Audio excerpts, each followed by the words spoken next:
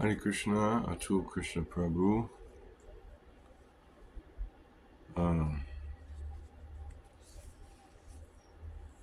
assuming you're the person who's going to be hearing these.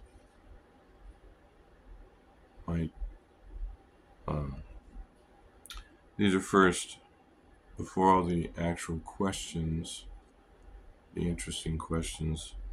I'm going to read my Srimad Bhagavatam and Caitanya Charitamrta essays. Having a hard time getting them typed out. So, the Srimad Bhagavatam questions, the 2 of the 14 that I chose were number 10 and 11.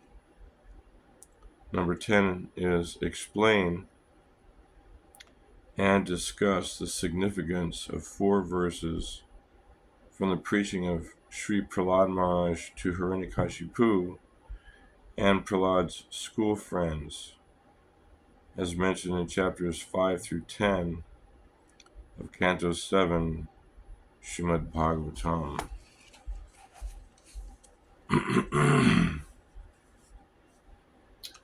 So, beginning 755,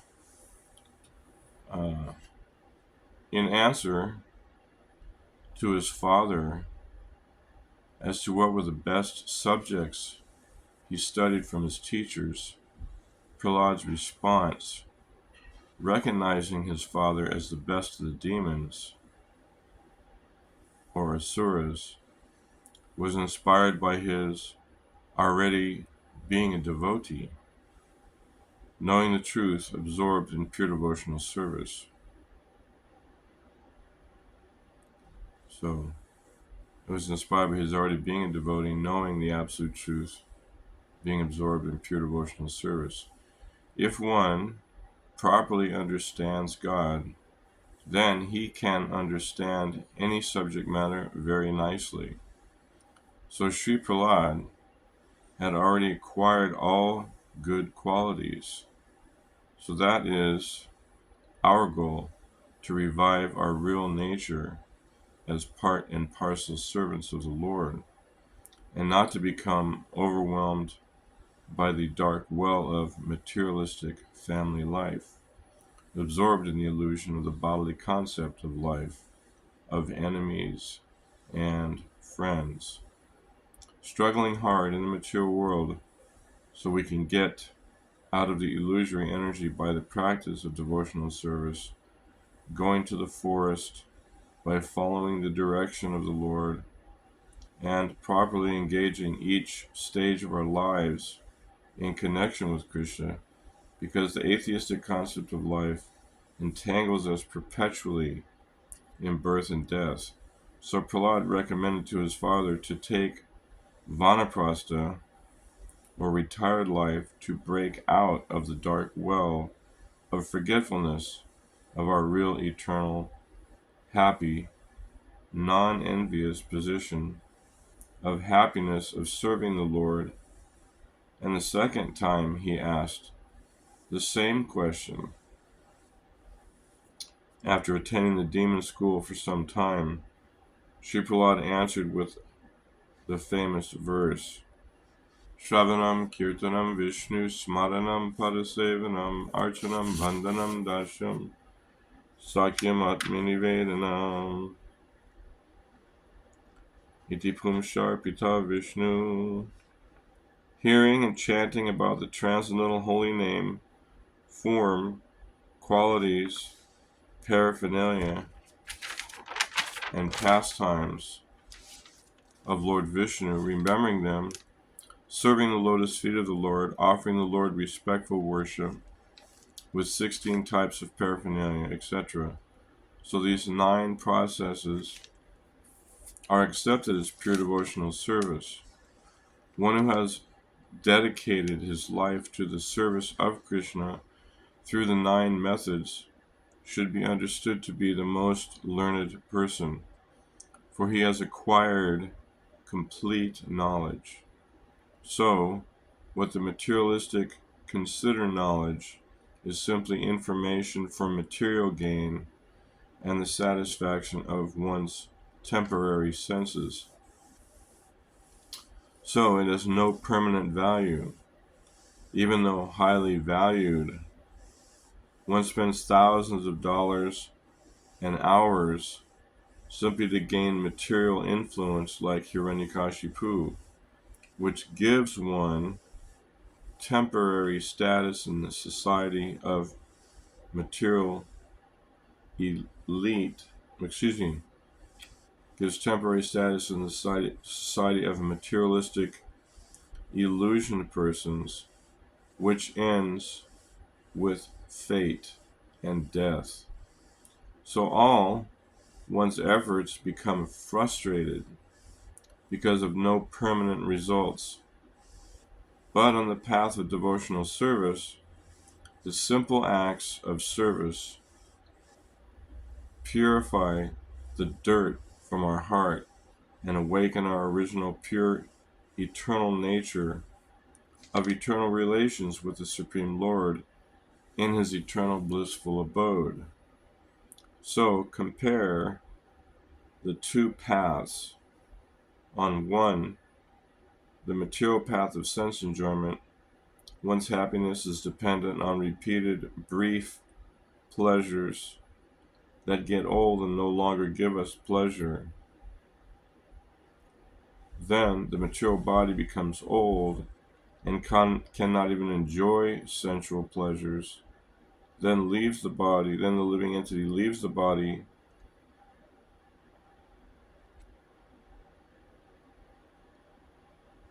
Okay, I messed that sentence up.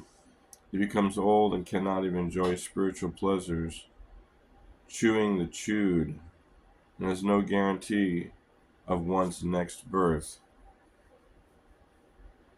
It could be so-called good if one followed Vedic pious principles, or bad if one's actions were not sanctioned by religious principles, and one's next birth could be lower than the human birth.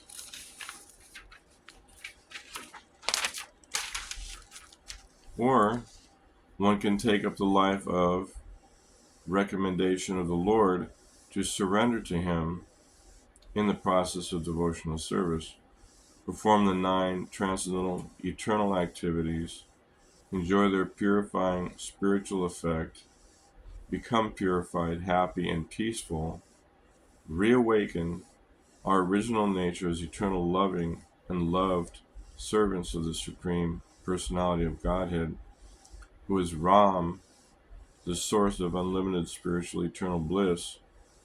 Upon leaving the body, be transferred to his eternal planets to live with the Lord and his eternal associates, who are freed from material qualities of lust, anger, greed, envy, etc., who are pure-hearted, loving, ecstatic, most beautiful, gentle, sweet, compassionate, selfless souls, all completely absorbed in ecstatic loving relationship with the Lord in his eternal self-illuminated planet, where you do not have to work for temporary results. The trees are all wish-fulfilling and supply all of one's needs and desires, where the language is all sweet and song-like, poetic, full of ecstatic affection. Everyone is in the beautiful, eternal, youthful forms. All of the planets are beautiful. The weather is like eternal spring. The music and discussions produce loving ecstasy, glorifying the Lord. There is no pressure of temporary time. These are all the descriptions given in the Brahma Samhita, Chintamani Prakara Sadmashu Kalpa Vriksha Lakshavriteshu Surabhi Rabi Palyantam, and Srimad Bhagavatam and the Bhagavad Gita. One never has to come back to this miserable world again. So, we can choose which path and result we prefer. So that was a discussion about what Prahlad explained to Hiranyakashipu after Hiranyakashipu asked him what was the best thing he learned in two different circumstances.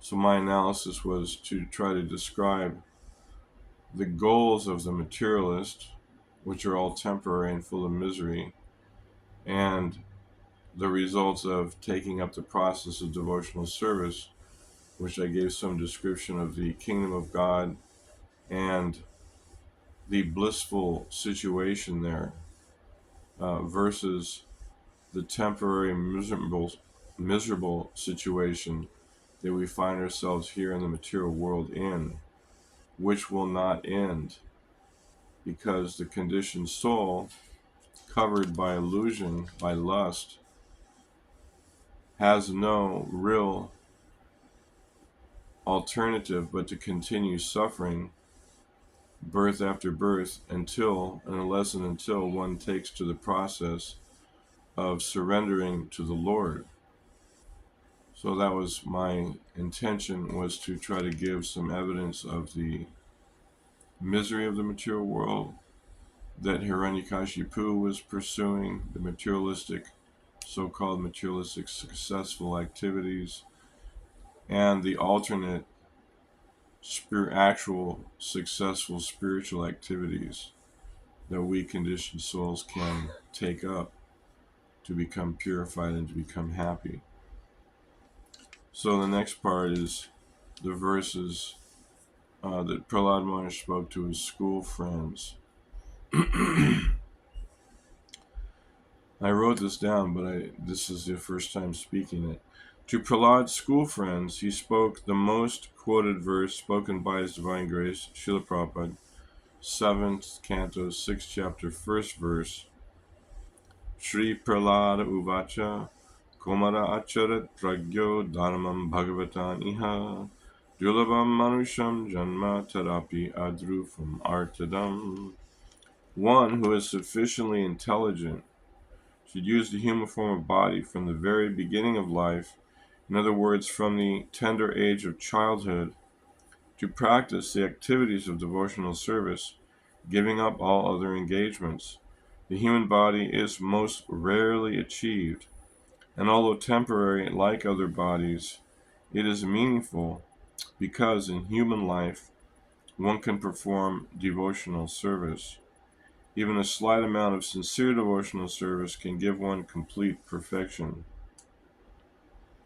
And the other verse that I'm quoting from, the second one, I'm doing two verses for Hiranyakashipu to Prahlad's schoolmates, is 7th Canto, 6th Chapter, 4th verse. Tat prayasho nakartavyo yata ayur jaya param natata vindate kemam Makunda Charanam Bhujam.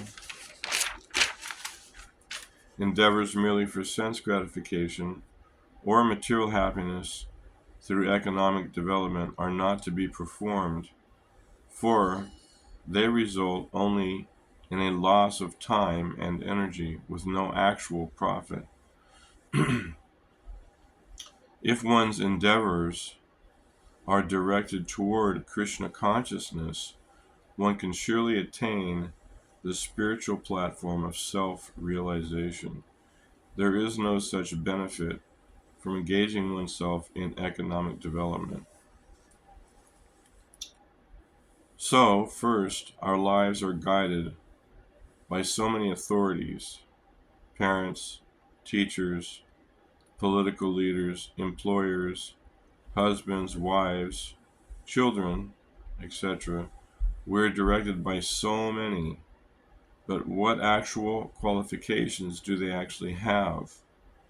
Everyone in material existence is absorbed in the bodily concept and even in atheistic, godless concepts of life. So we actually never get a clear concept of truth, even from materially motivated so-called religious leaders who do not know the actual purpose of human life. So, in the government structure, of the universe, the Supreme Lord has arranged for there to be great spiritual authorities and leaders, acharyas, etc., by whose example we can derive great inspiration and education to understand the highest goals of life. So, in this universe, there are 12 great devotees who are famous authorities in the teachings given by the Supreme Personality of Godhead of the highest truth, of his purpose of creation, and the purpose of human life. 7.6.1-4 continued. Swayambhu Narada Shambhu Kumara Kapilo Manu Prahlado Janako Bhishmo Balir Vyasa Kirvayam. Lord Brahma, Narada Muni, Lord Shiva, the four Kumars, Lord Kapila, Swayambhuva Manu, Prahlad Maharaj, Bhishma Dev, Bali Maharaj, Janak Maharaj, Shukadev Goswami, Vyasadev are these great authorities. So we're discussing the transcendental teachings of Prahlad Maharaj as a young child fixed in the devotional service of the Lord, who attracted the attention of the Supreme Lord himself by his pure devotion to him. So those who are God-realized souls are the true leaders of society, and by their teachings and examples, we're guided and inspired to also attain perfection in the human form of life. This is the most important goal, to become absorbed in the devotional service of the Lord, as shown by the child guru, great authority of Sri Prahlad Maharaj, who against all opposing elements, his demoniac father and teachers, was able to successfully enlighten his schoolmates and give inspiration and faith to the entire universe by attracting the love and protection of the Supreme Personality of Godhead, Lord Nrsimhadev. We cannot imitate Prahlad's greatness, but can follow his example and teachings by taking up the practice of bhakti by his recommended process, by hearing about the Lord, his instructions, names, pastimes, and his devotees, like Sri Prahlad, by whose example the door to bhakti is open, because only by being shown the way by the Lord's pure devotees can we ourselves, being blind, be shown the way. Mahajano Yenakata Sapanta, only by following in the path given by these self-realized souls who have pleased the Lord and the spiritual master and have equal faith in them both, can we begin the process of bhakti. Yashadeve para bhaktir yatadeve tatagaro tashyate katyata hyarta prakashante mahatmana. Unto those great souls who have implicit faith in both the Lord and the spiritual master, all imports of Vedic knowledge are automatically revealed, from the Svetashvatara Upanishad 6.23. So, the process of attaining perfect knowledge of one's relationship with the Supreme Lord is revealed only through the chain of disciplic succession by one who is the devoted servant of both the Guru and Krishna, who is in agreement with the Lord's mission, as Arjuna was, as Krishna describes him, as Bhaktosi me, Priyosi me, as a friend and devotee of the Lord. So, we need the spiritual authorities' guidance, who are freed from the illusions of the bodily concept of life, and who are not bewildered by impersonalistic views of the absolute truth. The Mahatmas, Mahatmanas Tumam Parta, those who are under the shelter of the Lord's spiritual potency, And by association with them, as we follow the process of bhakti, we can begin to get a taste, param drishtva nivartate, a higher taste which will help us to be fixed gradually in devotional service, which cannot be obtained by material endeavors for sense gratification or by economic development. So, Prahlad's demoniac teachers and his father wanted Prahlad, by their authority, their unauthorized authority, to become successful materialists. And Prahlad was already enlightened and was non-envious. So he was able to present Krishna consciousness to his schoolmates who were the sons of the demoniac associates of Hiranyakashipu. And by his association, his transcendental purity, and his knowledge, he was able to inspire them to take up the process of devotional service, and become happy and become pleasing to the Lord through that devotional service. So the discussion that I was making is that we, as souls in need of inspiration and education, can either get our inspiration and education from the temporary leaders of mundane society who can only lead us to further birth and death because they don't know the truth, or we can take the wonderful exemplary teachings of the authorities that the Lord has established in this particular universe, and of course in every universe. The Lord himself comes, yada yada hi dharmasha glenir bhavati bharata abhutanam dharmasha tadatmanam sujamiham, comes to reestablish the principles of religion. So he has these authorities throughout the universe that are there to give opportunity to us fallen souls to again reestablish our forgotten relationship with the Lord. So Prahlad was that perfect example, and in so many ways he exemplified the process of devotional service, although he was being severely challenged by his father. Just like his father didn't accept the authority of Lord Vishnu, although he himself was benedicted by the Lord's devotee, Lord Brahma, with all kinds of special powers, so that he could rule the universe in his materialistic way.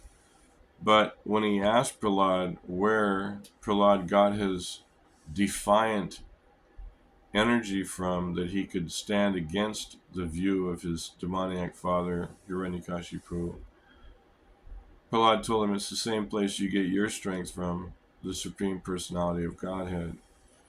So we can see that Prahlad was successful in his efforts in all different levels, because Hiranyakashipu tried to have him killed in so many ways, and somehow Krishna would always come to the rescue as usual and save Prahlad from the efforts of the demons to kill him, to the point where even Hiranyakashipu had his mother Kayadu try to poison Prahlad. But he wasn't affected by the poison. He was praying to the Lord. And then Hiranyakashipu, being completely angered and frustrated because he even sent his sister Kayadu to kill Prahlad in fire, because she had a special blanket that was fireproof from Lord Shiva, that she became burned up and not Prahlad. He wasn't touched by the fire. So he was so angry at all these different events that in the end he decided to personally try to kill Prahlad. by taking out his sword. And at that point, he was so angry that he was challenging Prahlad. Where is this supreme Lord of yours? Is he in this atom? And Prahlad looked and he saw, yes, the Lord is in that. He's in the pillar. So Hiranyakashipu smashed the pillar, and then all of a sudden the Lord appeared, but roared in a very amazing way. The roar of the Lord came out of every atom, and all the demons that were there with Hiranyakashipu were totally bewildered because the roar was coming out of everything. So then the Lord killed all the warriors and then killed Hiranyakashipu. So Hiranyakashipu's reign of materialism was not successful, and the Lord gave the authority of the universe to the rule of Prahlad Maharaj instead of Hiranyakashipu. So it just goes to show that all the efforts made by the materialists in their ignorance of how to run things is never successful, and they're never happy.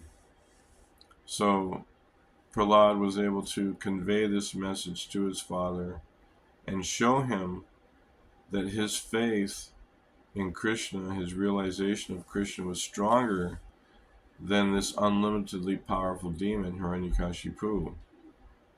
He had unlimited powers to control the whole universe. So even though he was the far strongest person in the universe, Prahlad's simple, loving faith in the Lord proved to be victorious over the materialistic power of Hiranyakashipu. And the same basic understanding is there when you weigh the teachings of Prahlad against the teachings of the materialistic teachers Sanda and Amarka, the sons of Sukracharya, that their so-called authority did not produce happiness or good results. Their philosophy of mundane politics and envy and having enemies, ended up in disaster for them because they lost the kingdom of heaven and everywhere, because once Lord Nrsingadev killed Hiranyakashipu and all the demon leaders, they no longer had the authority to rule over the demons like they were having before. So in our current state of politics and materialistic leadership, Prahlad Maharaj's example is very, very appropriate. That because he was teaching his demoniac schoolmates that all these endeavors for material happiness are going to be fruitless and are going to cause misery because they're in the mode of passion and the mode of ignorance. So that was my discussion on Prahlad in his four different verses about Hiranyakashipu and his school friends. So now, the next lessons that I chose were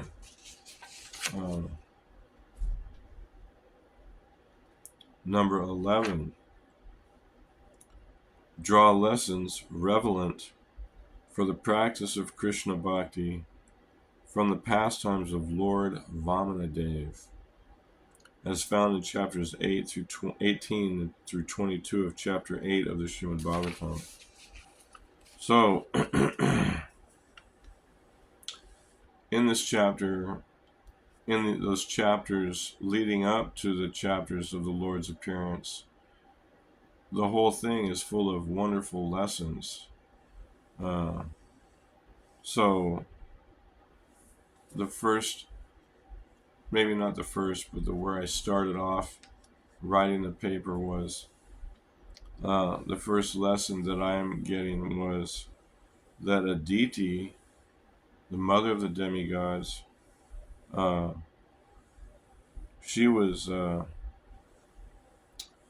angry that her sons had become thrown out of the heavenly kingdom, and she wanted to actually kill the demons.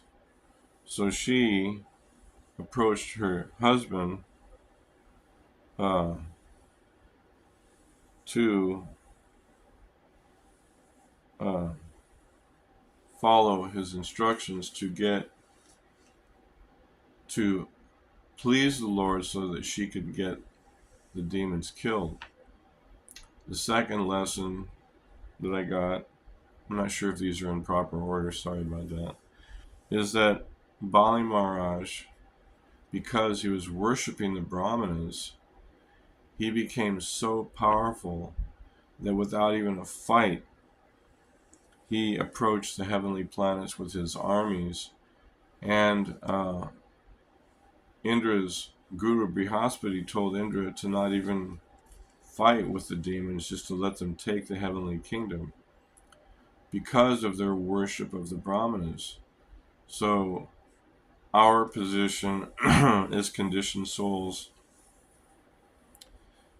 learning from this, is that we must also worship the Vaishnavas and Brahmanas and the cows and the process of devotional service to please the Lord, so that we can also be victorious over our struggles in this material world and over the ultimate struggle of repeated birth and death by worshiping those who are the worshipers of the Lord and the followers of the Lord. So the other lesson was, even though she wanted to kill the demons, when she properly followed the instructions given by her husband, she was able to please the Lord by following the process of the Parivrata ceremony. And the Lord appeared to her, and even though he knew that she wanted to kill the demons, he explained to her that it was not going to be possible because Bali Maharaj was worshipping the Brahmanas, who Krishna also worships as the Supreme Personality of Godhead. He protects the Brahmanas. Namo Brahmanya Devaya Go Brahman Hitaya Cha Jagat Hitaya Krishnaya Govindaya Namo Namaha. So, because, Aditi's following her husband's instructions, and because her husband was a pure devotee, the Lord honored Kashyap's position as a great soul, and therefore he agreed to become the son of Aditi, but he would not kill the demons because they were worshippers of the Brahmanas. So then when the Lord appeared, he was just like Krishna's appearance almost, in the same way. Another lesson we gain from this is the similarity in some of the incarnations of the Lord's appearances. Kashyapa Muni first, the Lord appeared in his heart and his mind and was transferred from him to Aditi, similar to how the Lord appeared in the heart of Vasudeva and then was transferred into the heart of Devaki. And then there was an appearance of pregnancy, but then the Lord similarly appeared, just like he did with Krishna. He appeared in his four-armed form as a child. It's a very similar appearance to the Lord. So the Lord is very consistent in how he appears, and he makes it clear that he doesn't appear as an ordinary human being appears, that he's transcendental, because we want to know the process of the Lord's activities and appearance, we want to understand them. Janma karma chame divyam evam yovedi tattvataha tvakta deham punar janma naiti mameti swarjana. We want to understand the Lord's pastime. So this is a really wonderful example of the consistency of the Lord's transcendental pastimes. So he appeared as this four-armed Vishnu from the womb outside. He didn't actually give birth. So the other lesson there is that the Lord doesn't appear through the mundane seminal discharge of the male into the female. He appears out of his own sweet will in his transcendental form. So he appeared, and then they greeted him and worshipped him, and then he transformed himself into a little brahmachari, brahmana, Vamanadev, the dwarf brahmana. So the same way we understand how Krishna did the same similar thing. They were afraid of Kamsa, so they asked Krishna to switch forms so that it wouldn't be apparent that the Lord had appeared. But this was a little different. He was going to go and approach Vamanadev, so he changed into this beautiful, all-attractive dwarf form of the Lord. Another lesson, that the Lord's appearance is he always appears in such a beautiful way that attracts the hearts and minds of everyone. So then, the other lesson was the demigods offered an appropriate welcome to the Lord. So whenever the Lord appears, or a great soul appears, we must take the opportunity to give a proper welcome to the Lord and to these great souls. So the demigods all came. They brought wonderful gifts for the Lord, for his mission. They were there to give gifts to the Lord, but they were also there to support this mission of the Lord, because they knew he came to end the reign of Bali Maharaj, to give the demigods back their territory to continue ruling the universe as normal. So the Lord has different missions at different times, all related to reestablishing principles of religion. So they came to support the mission of the Lord by giving him these gifts and greeting him and offering beautiful prayers. And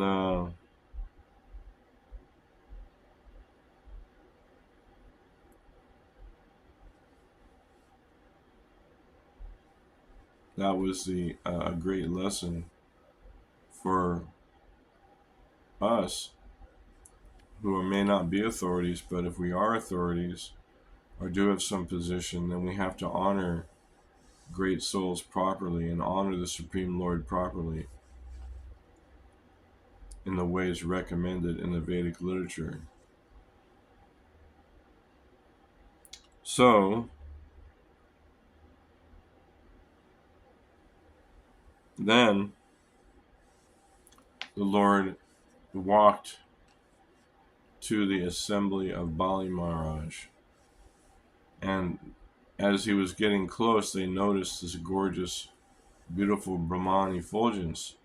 So they were discussing who they thought it might be. So they were thinking maybe it was the four Kumaras or maybe the sun god. So there was discussion about who this great personality who's coming might be. So this is also the process of devotional service, to discuss amongst the devotees the appearances of the Lord, to understand clearly the Lord's transcendental position. Then Lord Vamanadev came, and they could see that it was neither the Kumaras nor the sun god, but this beautiful young brahmachari dwarf, short, young incarnation of the Lord in the form of a brahmana with a water pot and a stick, and the other gifts, kusha grass, that he had been given by the other demigods and goddesses. So, of course, then we see the lesson of Bali Maharaj, how he greeted so nicely and acted so sweetly with the young brahmachari, and asked him that if he wanted something, that he should ask Bali, because Bali was the governor of the whole universe at that time. So he had everything in his facility, so he could give the Lord whatever he wanted. So he was offering properly whatever gift that this brahmachari Vamanadev wanted. So that's the duty of the Kshatriyas and the Grihastas, that when a sannyasi or brahmana or brahmachari comes to beg or comes to their home, that they are willing to fulfill the desires to please the great soul, so that they can benefit us by their speaking, by revealing the truth of devotional service. And when we give to them, we get the benefit of giving to properly spending our money or facilities to give to the great souls. So then, Vamanadev told him no, because he was offered a wife and land and cows and this and that. And he said, no, I just want 3 steps of land, because that's all I really require, because he was short. But anybody who takes 3 steps of land, that's all the space that's required to lay down and rest. And if one is dependent on the Lord, then one can live in this world in a very simple way, depending on the supplies of the Lord. So Vamanadev gave the example that why should we ask for more than we need? Because Bali Maharaj had just taken over the heavenly kingdoms, he was actually taking more than he needed, really. But anyway, so then Bali Maharaj was very pleased to see the Lord, and he had been properly trained by Sri Prahlad Maharaj and his other relatives who were pure devotees of the Lord. The Lord, after coming as Nrsingadev, came because of the devotion of Prahlad. Prahlad's son was also a great devotee, and Bali Maharaj was his son, so he was the grandson of Prahlad Maharaj. So we see that the importance of the parampara training, that one learns how to honor and worship a guest and the Supreme Lord properly through this devotional service culture, bhakti culture.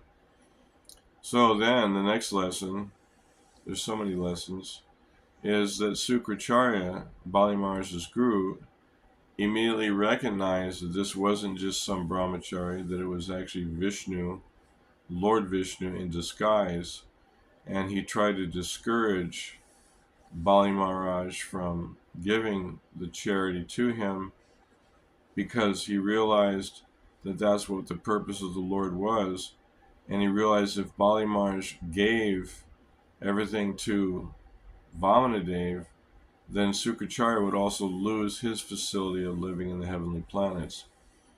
So the materialistic desires of so-called spiritual leaders, that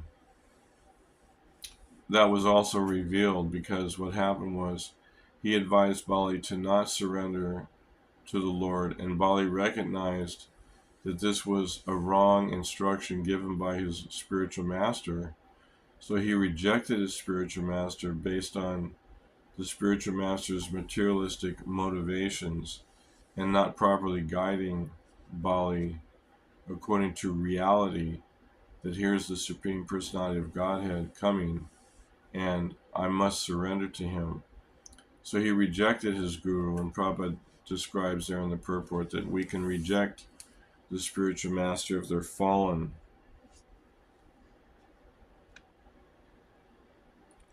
So then he gave the gift of charity to to Lord Vamanadev, and he was cursed by Sukracharya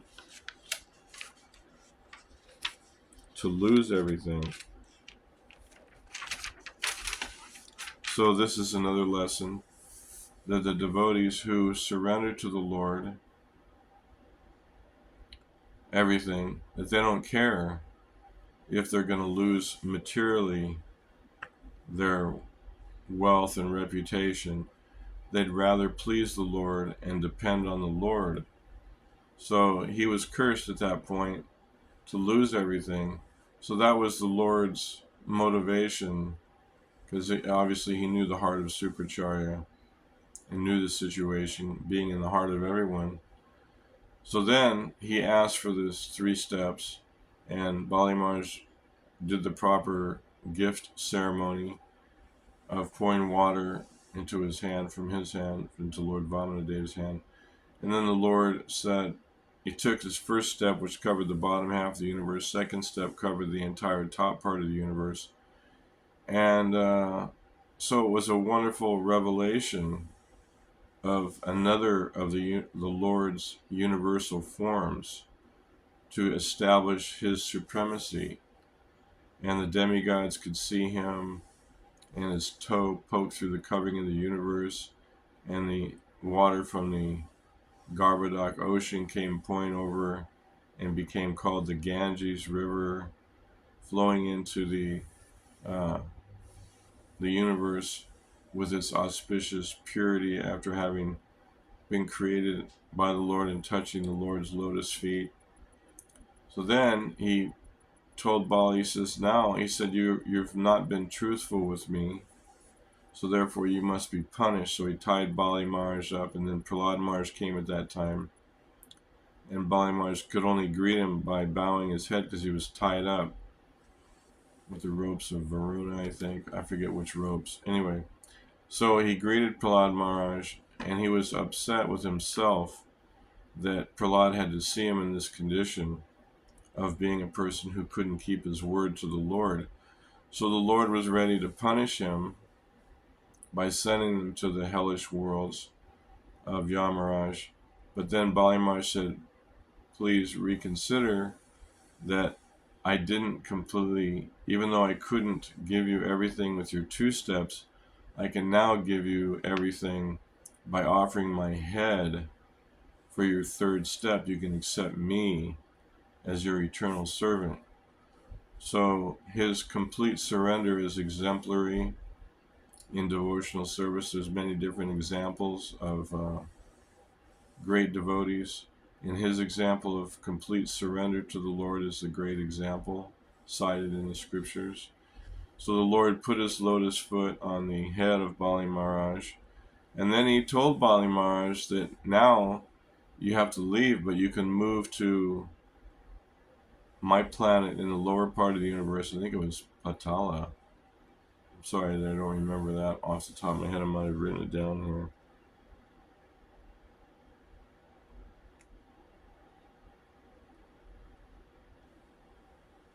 But anyway, he offered him to come and live on his planet, his spiritual planet, with him, with Prahlad and his whole family and friends, to go move there. So the gain that he first had the material universe with all of its unlimited material facilities, but then he got a much better facility by his surrender. He wasn't asking for any benefit. He just wanted to give to the Lord, and the Lord reciprocated by giving him association with himself, living in his own planet in a different part of the universe. So Bali Maharaj got much more benefit by surrendering to the Lord, and he got freed from being the king of all the demons, which was a heavy burden, and he became situated as the servant of the Lord and be able to associate with his pure devotee grandfather, Sri Prahlad Maharaj. So we also learned that in this pastime, we see that the Lord is the best of all cheaters. Krishna says, of gamblers, I am the cheating propensity in the Bhagavad Gita.